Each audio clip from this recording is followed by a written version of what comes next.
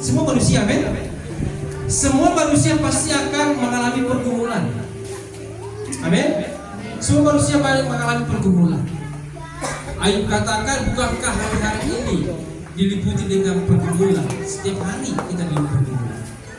Dalam ketika kita bekerja, kita di keluarga kita, di pelayanan kita, dimanapun kita berada, semua kita pasti mengalami pergumulan. Tapi percayalah bahwa segala perkara dapat ditanggung di dalam Dia, di dalam Kristus Yesus yang memberikan kekuatan. Katakan amin. Amin.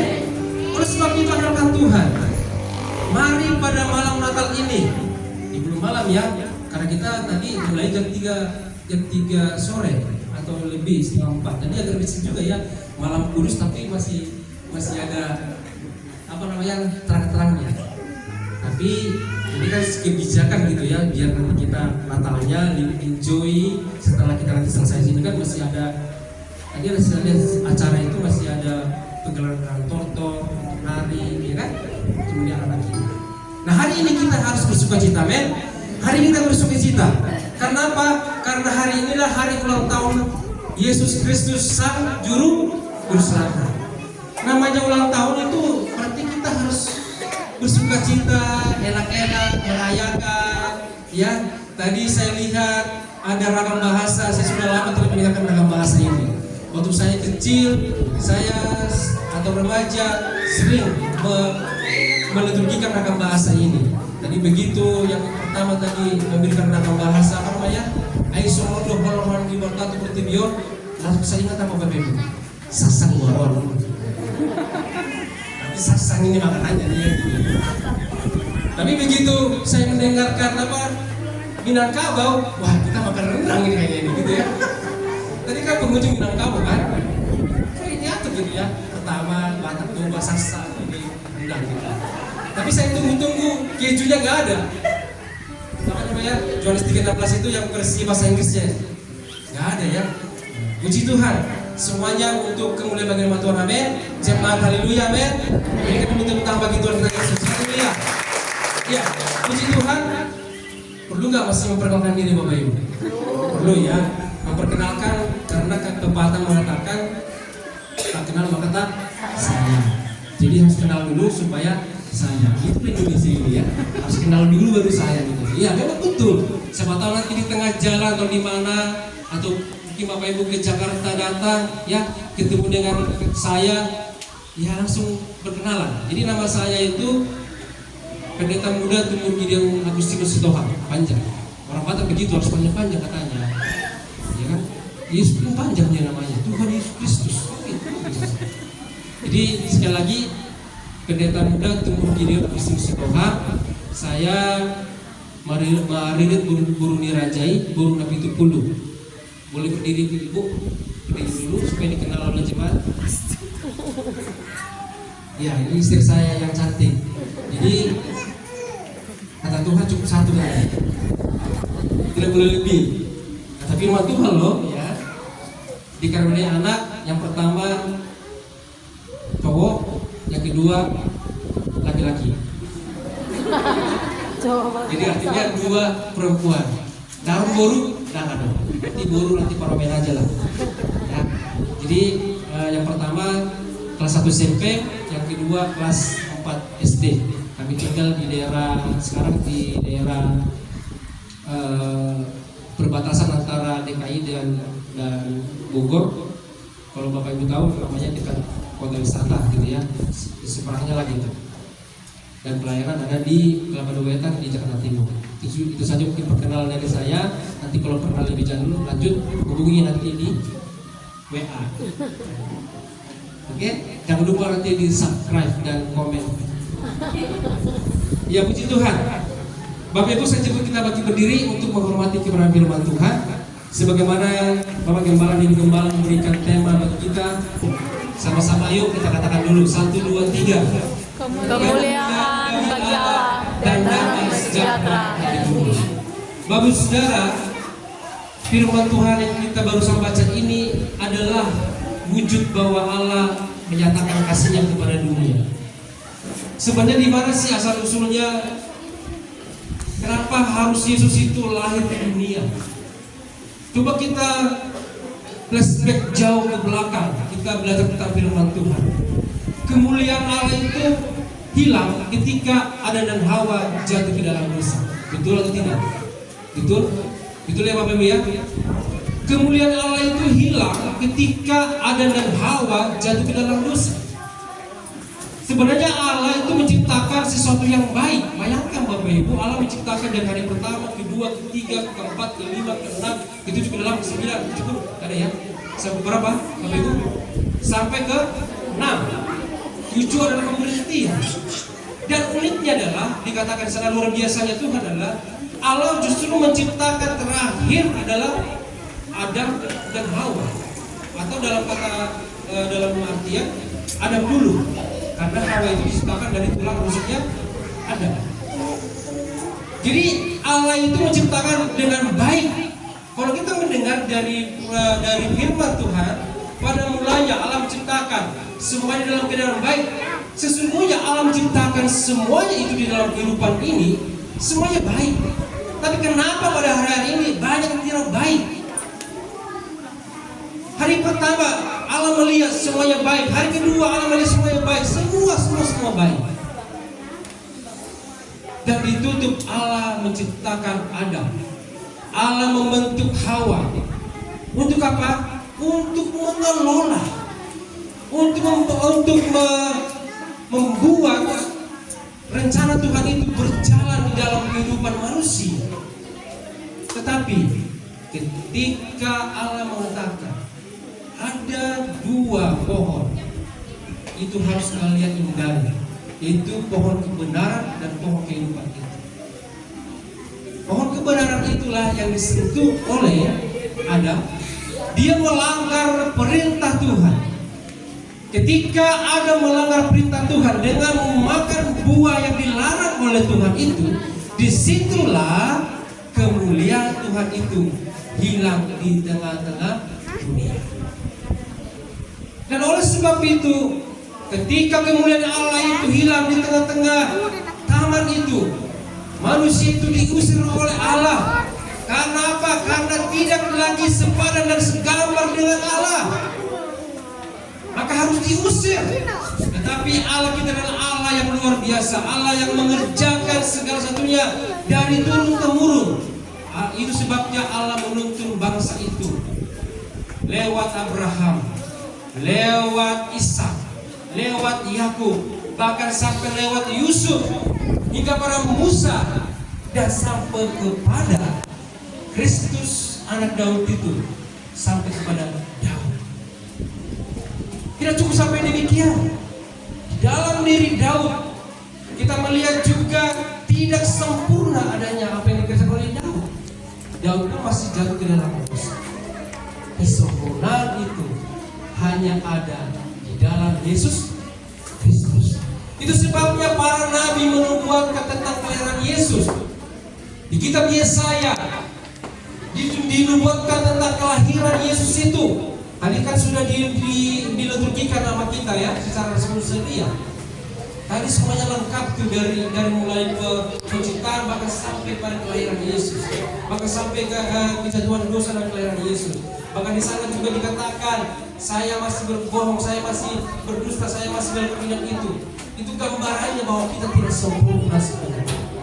Dan oleh sebab itulah dikatakan kemuliaan bagi Allah dan damai sejahtera di bumi.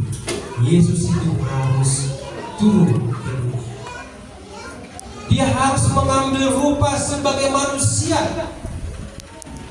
Kalau Tuhan kita itu datang seperti pada zamannya Musa, zamannya Abraham, kita nggak sanggup untuk balik wajah Tuhan. Tetapi Tuhan itu harus datang sebagai manusia. Itu sebabnya dikatakan di dalam Yohanes 1. Mari kita lihat firman Tuhan ini. Yohanes 1 pasal yang pertama dikatakan di sana, pada mulanya adalah firman itu, bersama-sama diam dengan Allah, dan firman itu adalah Allah. Itulah yang Tuhan kerjakan di dalam diri Yesus Kristus. Yesus harus turun ke dunia untuk menjadi firman. Dia sebagai manusia, yaitulah apa yang kita lihat di dalam pengajaran-pengajaran Tuhan di dalam kitab Injil Matius, Markus, Lukas, dan Yohanes, itulah gambaran pengajaran Yesus yang sesungguhnya. Yesus itu bukan untuk menyangkal hukum Taurat, tapi justru menyempurnakan hukum Taurat itu. Amin. Oleh sebab itu pada hari ini, dengan melalui tema kita, dari apa yang kita baca pada saat ini, pada waktu Tuhan Yesus lahir ke dunia, ada dua kelompok orang yang datang kepada Tuhan Yesus untuk menyembah. Yang pertama adalah seperti kita baca, gembala-gembala. Yang kedua adalah orang Majus. Gembala ini menggambarkan adalah mewakili orang-orang Yahudi, atau mewakili orang-orang yang sederhana, mewakili orang-orang yang baik secara ekonominya yang masih di bawah, ataupun mungkin kepandaiannya masih belum terlalu pandai. Nah, lalu yang kedua, orang-orang Majus itu mewakili orang-orang dari timur, mewakili orang-orang yang bukan Yahudi, maupun mewakili orang-orang kaya, orang-orang pandai. Ini menunjukkan bahwa Yesus ada di dalam setiap umat Tuhan. Yesus tidak melihat kekayaan, tidak melihat yang miskin. Yesus tidak hanya datang kepada orang kaya, tapi Yesus juga datang kepada gembala. Yesus tidak lahir di rumah sakit. Yesus tidak lahir di tempat yang bagus di hotel, tapi dia memilih untuk lahir di kandang domba, di dalam palungan. Begitu sederhananya. Supaya apa? Supaya kita yang miskin diberkahi oleh Tuhan. Amin. Supaya kita yang sakit disembuhkan oleh Tuhan. Supaya kita yang terikat dibebaskan oleh Tuhan. Amin. Itu tujuan Yesus. Nah, oleh sebab itu, dengan kemuliaan bagi Allah dan damai sejahtera ada di bumi ini, itu gambaran bahwa Allah mengasihi umatnya. Allah mengasihi umatnya. Jadi, pembacaan firman Tuhan ini kita akan belajar ada 5 hal secara singkat, karena waktu terbatas. Ya, secara singkat, Bapak Ibu Saudara. Kita akan melihat hal yang pertama. Melalui peristiwa Natal ini, apa yang perlu kita ingat? Tuhan mengingatkan apa tentang peristiwa Natal ini? Yang pertama kita lihat di dalam ayat 9, Bapak Ibu, dari pembacaan kita. Kita melihat di ayat 9, dikatakan di sana,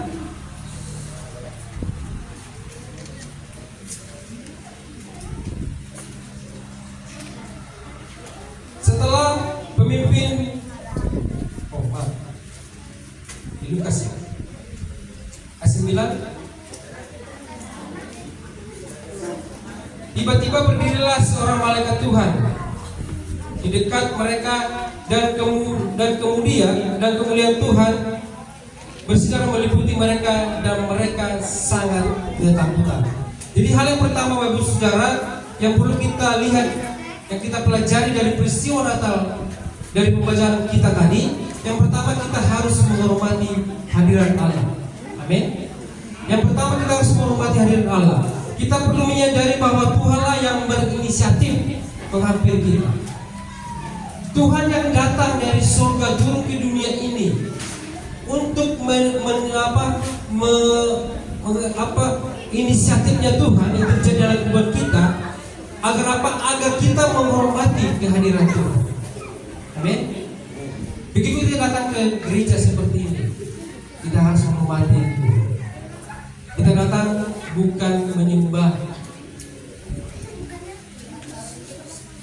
atau datang kepada orang mungkin manusia, tapi kita datang kepada Raja di atas segala raja.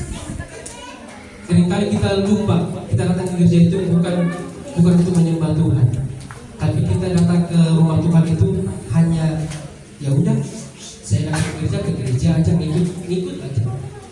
Apalagi Natal ini kan sekali-sekalinya Natal ini datang ke gereja dulu. Udah setahun saya nggak pernah ke gereja, ya. Kali ini saya ke gereja dulu. Apalagi saya kan lagi punya baju baru, lagi punya sepatu baru, lagi punya apalagi perlengkapan yang baru. Seringkali kita menganggap Natal itu seperti itu. Tetapi Natal ini mengajarkan kita agar kita menghormati hadirat Allah. Jadi bagaimana kita tadi beribadah kepada Tuhan, kita hargai hadirat Tuhan. Bukankah di tempat ini Allah bersemayam? Amin. Ini gerejanya. Jangan lihat kecilnya, tapi lihatlah di sini Tuhan bertahta. Amin. Di sini Tuhan hadir. Di tempat inilah Bapak Ibu datang kepada Tuhan, berseru kepada Tuhan, meminta kepada Tuhan, menangis di hadapan Tuhan, berdoa kepada Tuhan, menjerit kepada Tuhan. Di tempat ini, di rumahnya Tuhan ini. Karena di tempat inilah Tuhan bertahta. Karena di tempat inilah Tuhan ada di dalam setiap kehidupan kita. Nah, oleh sebab itu dikatakan di dalam berita Natal itu, bagaimana dikatakan Allah berinisiatif datang kepada gembala-gembala itu. Supaya apa? Supaya gembala itu menghargai kehadiran Tuhan. Dikatakan di sana gembala itu ada yang tertidur atau enggak? Tidak semuanya terbangun. Tapi ketika datang suara malaikat kepada gembala-gembala, pasti ada yang kaget. Haleluya. Tapi ketika mereka mendengar suara Tuhan, mereka menghargai hadirat Tuhan, disitulah mereka mengalami mujizat-mujizat yang begitu luar biasa. Amin. Bapak saudara yang terkasih dalam Yesus Kristus, ketika Bapak Ibu menghormati Tuhan dalam setiap kehidupan kita, kita akan merasakan bagaimana Tuhan itu selalu hadir dalam kehidupan kita. Amin. Yang kedua, Bapak Saudara, kita melihat yang kedua dari peristiwa Natal, dari peristiwa apa yang kita baca barusan itu mengajarkan kita, yang kedua adalah memberitakan kabar baik atau Injil itu kepada semua orang. Amin. Di dalam firman Tuhan dikatakan di dalam Matius 28 ayat 19 sampai 20. Ada salah seorang boleh membaca? Matius 28 ayat 19 sampai 20 dikatakan di sana. Ayo orang-orang muda, bawa kitab ya.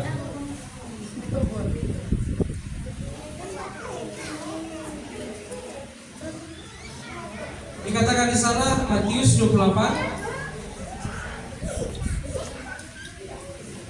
Ada yang bisa baca? Yuk, silakan. Matius 28 ayat 19 sampai dengan ayat yang ke-20.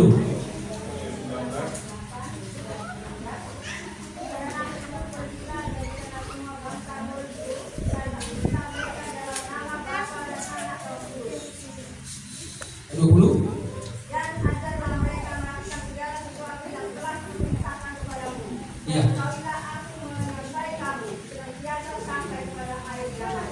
Ya, jadi yang kedua ini berita Natal itu mengajarkan kita untuk memberitakan kabar baik. Amin. Semua kita harus mengabarkan kabar baik, amin. Bukan kabar buruk, amin. Bukan kabar gosip, bukan kabar menambah-nambahkan atau mengurang-urangkan. Ya kan? Ya ibu-ibu ya, ibu-ibu, ada di sini ibu-ibu. Ibu-ibu ada nggak? Hadir. Bapak-bapak ada? Jadi yang kedua adalah mengabarkan kabar baik. Biar di Natal ini kita mengabarkan kabar baik kepada suami kita, kepada istri kita. Kita tak perlu berpikir kita harus membuka Injil kemana-mana. Itu nanti ada urusannya Tuhan itu. Ada penginjil kok, ada penjelis, ada pendeta. Tapi paling tidak kita tuh mengabarkan Injil itu di tengah-tengah lingkungan kita, di tengah-tengah keluarga kita. Amin. Kita sebagai seorang bapak, sebagai seorang ibu, sebagai seorang anak mengabarkan kabar baik di antara kita. Mengabarkan kebaikan Tuhan, mengabarkan Injil, terlebih kepada paling tidak dari dalam diri kita sendiri. Kita tuh menjadi orang-orang yang mengabarkan berita sukacita itu. Nanti pulang dari tempat ini kita kabarkan kabar baik itu, amin. Ya, amin bapak-bapak, amin ibu-ibu. Jangan kita jarang mengucapkan terima kasih kepada suami kita. Kita juga jarang mengucapkan terima kasih kepada istri kita. Ya, saya juga belajar sekarang apapun yang diperlukan istri saya harus saya ucapkan terima kasih. Begitu di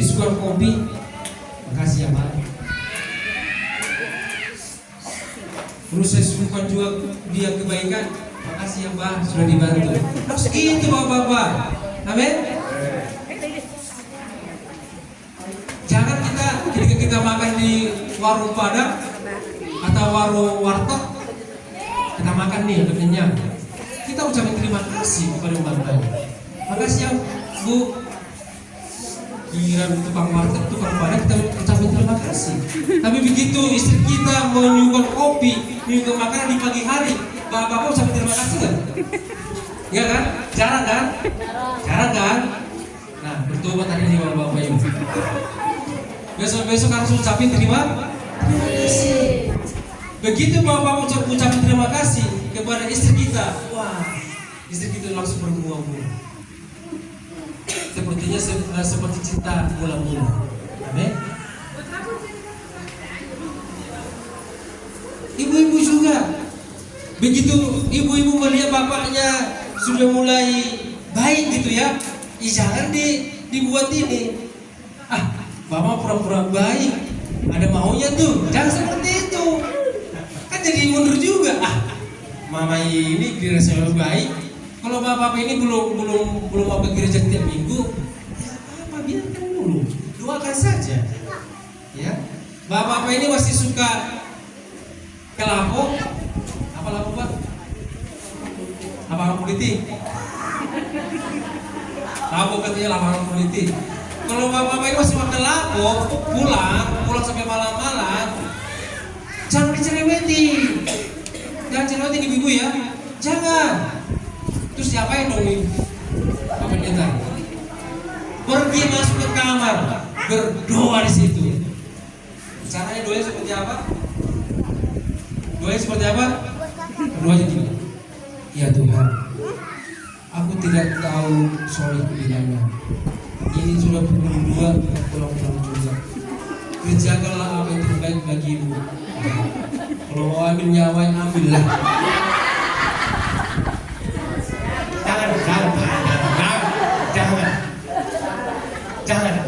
Jangan gitu ya. Tapi kalau sudah sampai seperti itu, ibu-ibu, karena setiap hari cereweti, Bapak, udah jam 12, udah jam 1, jam 2, masih pulang seperti itu. Sebenarnya minuman seperti itu kan sebenarnya kata Timotius itu menambah darah kan. Kalau masuk 1 gelas kan masih menambah darah kan. Masalahnya masuk 2 gelas mulai naik darah, ya kan? Masuk 3 gelas mulai marah-marah. Masuk 4 gelas habis marah-marah mulai bertobat, akhirnya jadi berdarah-darah. Masuk berapa gelas lagi? Berapa? Jadi 5, masuk 5 gelas, masuk penjara. Ya bagaimana tidak seperti itu? Setiap hari ibu cerewetin dia kan, cerewetin, akhirnya jadi tambah-tambah. Masuklah ke kamar ibu, berdoa di sini. 2 gelas seperti itu, begitu bapak-bapak itu datang di jam 2, ma, jangan bilang lagi, di luar aja, tidur di luar. Ya kasihan, masuk angin nanti, ya kan? Masuk angin nanti. Buka aja, kan udah datang ke bapak, ya. Walaupun begini gini, peluk dia, ya, peluk dia. Walaupun baunya seperti bau gimana, ya kan? Tapi ketika bapak ibu datang, suami kita datang, kita berdoa, dia dengar seperti doa kita, langsung begini bapak itu. Aku berdoa lagi kali ini ada 2 istri seperti itu. Jadi harus memberitakan kebaikan. Injil itu adalah dipenuhi dengan kebaikan. Amin. Baru saudara, Natal ini mengajarkan kita bagaimana kita berbagi tentang kebaikan. Berbagi kebaikan itu tidak harus memberikan uang, tidak harus memberikan hadiah, tetapi berbagilah mengucapkan terima kasih kepada apapun yang diperbuat pasangan kita, kepada apapun yang diperbuat anak kita, kepada apapun yang diperbuat oleh orang-orang yang ada di sekitar kita. Itulah yang disebut dengan memberitakan Injil itu. Berikan tepuk tangan bagi Tuhan kita Yesus. Amin. Jadi Bapak Saudara, Natal ini adalah Natal untuk kita berbagi kebaikan. Amin. Amin. Janji ditempati oleh Bapak Ibu. Ya.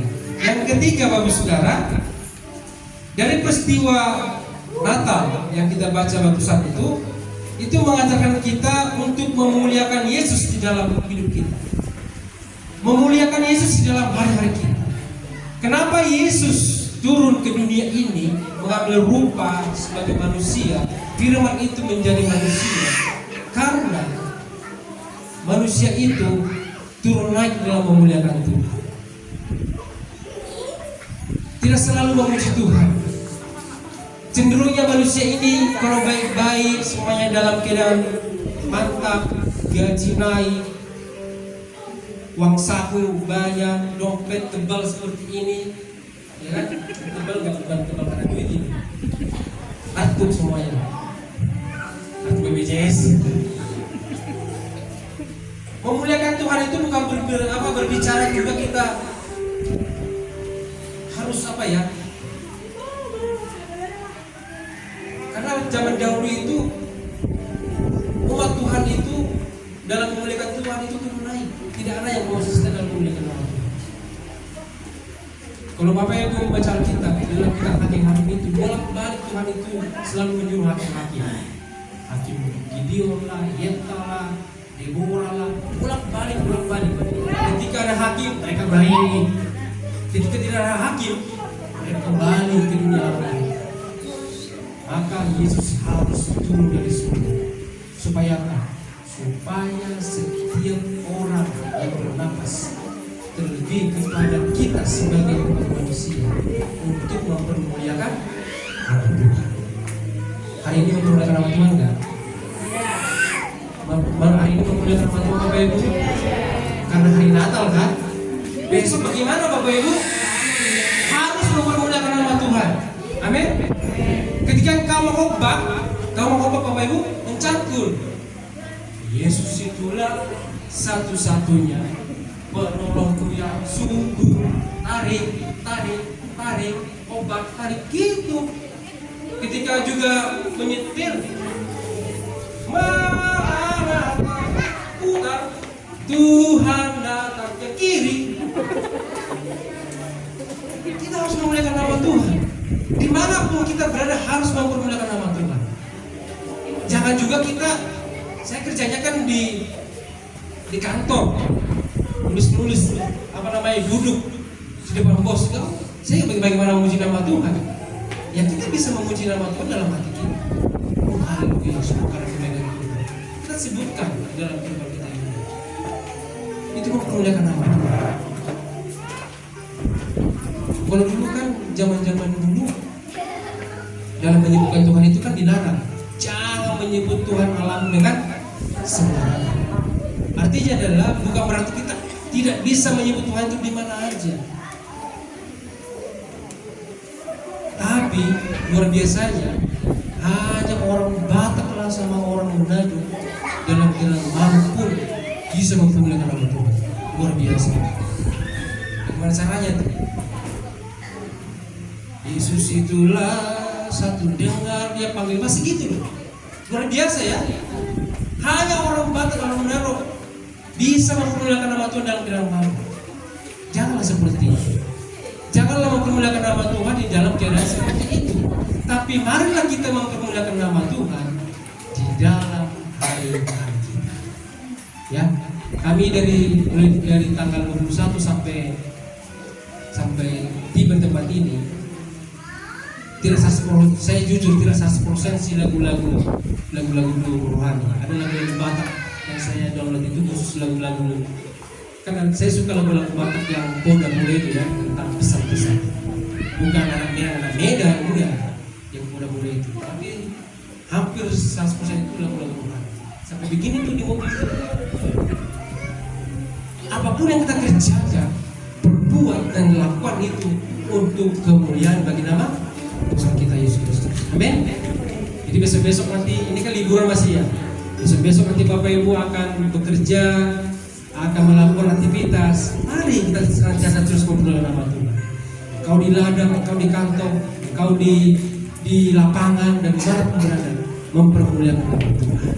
Gembala pada saat itu mempermuliakan nama Tuhan, sekalipun mereka tidak di tempat yang seharusnya mungkin mereka mempermuliakan itu atas, tapi di padang belakang itu mereka mempermuliakan nama Tuhan. Amin Bapak Ibu Saudara. Oleh sebab itu yang ketiga ini, kita harus menjadi umat-umat Tuhan yang mempermuliakan nama Tuhan, yang selalu memuji-muji dan membesarkan nama Tuhan, karena itulah kerinduan Tuhan di dalam setiap kehidupan kita. Yang keempat Bapak Saudara,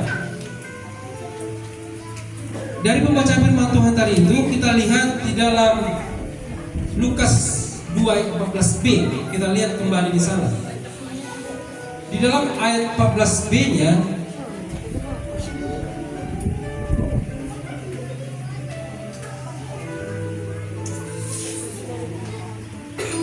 saya benar-benar nggak bisa melihat lagi, dikeker dulu.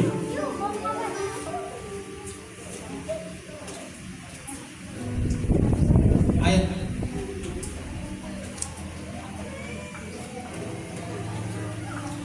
di mana dikatakan bahwa membawa damai. Jadi yang keempat ini harus membawa damai bagi dunia. Katakan amin. Membawa damai. Siapa yang di sini ingin bermusuhan? Tidak ya, tidak ada yang mau ingin bermusuhan kan? Semua kita harus membawa damai. Membawa damai kepada istri kita, membawa damai kepada suami kita, membawa damai kepada anak-anak kita, membawa damai kepada lingkungan kita. Karena Yesus datang ke dunia ini membawa damai sejahtera. Amin. Kiranya jemaat Tuhan di tempat ini, di dalam keseharian jemaat Tuhan, diliputi dengan damai sejahtera di mana Tuhan Yesus Kristus. Kalaupun mungkin di tahun 2023 ini, dari Januari sampai bulan sekarang ini, bulan banyak lika-liku di dalam permasalahan-permasalahan rumah tangga. Izinkan saya berkata di hadapan Bapak Ibu Saudara terkasih, biarlah damai sejahtera itu turun atas kita semua. Amin. Kita harus mengampuni orang-orang yang bersalah kepada kita. Kita harus mengampuni istri kita. Kita harus mengampuni suami kita. Kita harus mengampuni anak-anak kita. Mengampuni orang-orang yang ada di sekitar kita. Kita beritakan damai sejahtera itu di tengah-tengah kita. Karena Allah kita itu adalah Allah yang damai sejahtera. Dikatakan dalam firman Tuhan berbahagialah. Coba kita baca dalam firman Tuhan. Di dalam Matius 5 ayat 9. Mari kita baca firman Tuhan ini. Di dalam Matius 5 ayat yang 9 dikatakan di sana,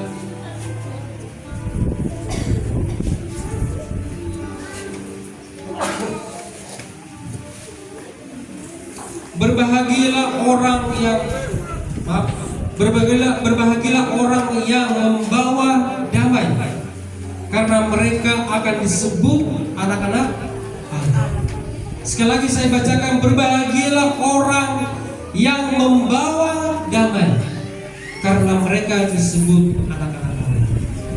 Bapak Ibu mau untuk membawa damai di Natal ini, amin.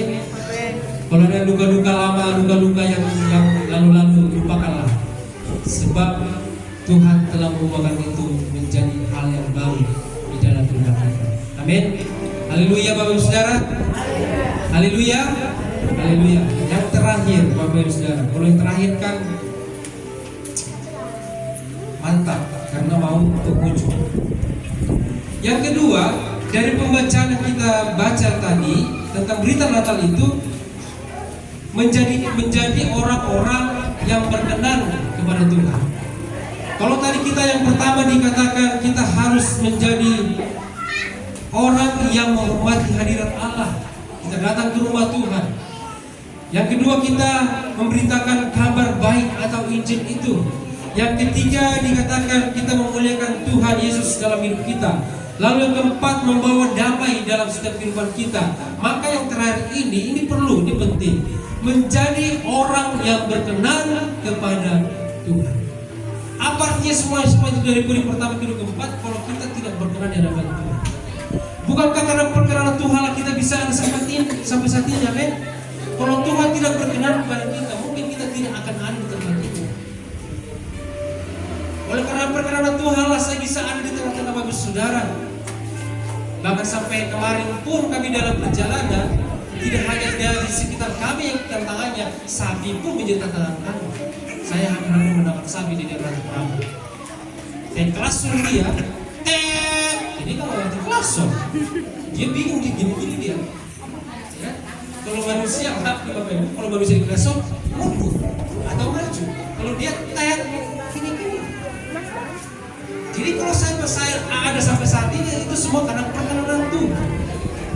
Daud sekalipun dia jatuh ke dalam dosa perzinahan, tetapi karena Allah berkenan dan perkenanan Tuhan itu membuat Daud berubah secara total. Dia mengerjakan pekerjaan Tuhan, maka Allah berkenan kepada Daud. Salah satu manusia di mana Yesus di mana Tuhan berkata, "Aku berkenan kepadamu," itu adalah di dalam diri Daud selain pada Yesus Kristus. Maka itu sebabnya dikatakan Kristus anak Daud. Daud tidak sempurna. Yang sempurna adalah Yesus Kristus. Saya kok seperti ini bukan kampanye ya, bukan seperti ini ya, bukan kampanye ya. Jadi harus berkenan kepada Tuhan. Kalau kita sudah melakukan kabar baik, kalau kita sudah melakukan damai itu, kalau kita sudah melakukan memberitakan Injil itu, maka kita harus berkenan di hadapan Tuhan.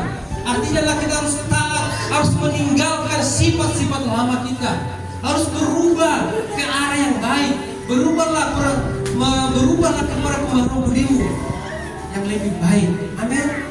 Engkau sebagai bapak, engkau sebagai ibu, sebagai anak harus berubah. Bukan berubah seperti Superman, Iron Man dan sebagainya, tapi berubah. Oleh sebab itu biarlah setiap Natal, setiap momen Natal yang kita rayakan setiap tahunnya, ini menjadi momen bagaimana kita untuk merefleksi diri kita, merefleksi diri kita. Engkau seorang bapak, seorang ibu dan seorang anak. Itulah firman Tuhan Bapak Ibu sudah terkasih dalam Yesus Kristus. Biarlah supaya kemuliaan Allah itu turun atas kita dan sejahtera Allah itu memenuhi setiap kehidupan kita. Amin Bapak Ibu Saudara. Amin. Berikan kemuliaan Allah. Haleluya. Haleluya. Nah, setelah ini nanti semangat dalam mencari kehidupan kita. Amin. Amin. Memberitakan Injil. Amin. Memberitakan kabar baik. Amin. Membawa damai. Amin. Dan tentunya harus berkenan di hadapan Tuhan. Taatlah akan firman Tuhan. Tuhan Yesus memberkati. Sejak kita berdiri.